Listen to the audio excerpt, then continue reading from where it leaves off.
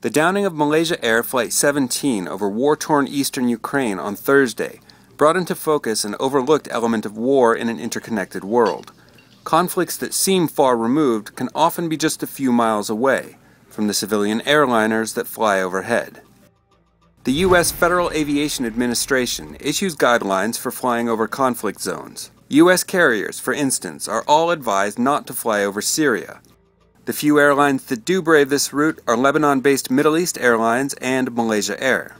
But even though Iraq is gripped by a violent insurgency, U.S. and European carriers, including United Airlines and Air France, do fly over the country, according to flight tracking sites, with the FAA saying only that they shouldn't fly below 20,000 feet. Over Afghanistan, the FAA warns of periodic attempts by insurgents to attack civil aircraft, but stops short of prohibiting flights.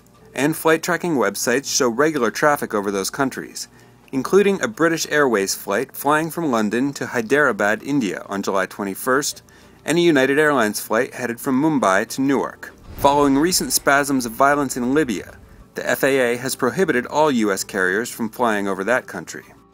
The FAA on Friday barred U.S. aircraft from a broad swath of eastern Ukraine, around Flight 17's crash site. WSJ's Robert Wall reports that many commercial carriers are wary of a one-size-fits-all approach to flying over conflict zones. Diverting around regions with only minimal risk can be pricey, but the downing of MH17 could force an industry-wide rethink over where airlines fly. This is the Foreign Bureau, WSJ's Global News Update.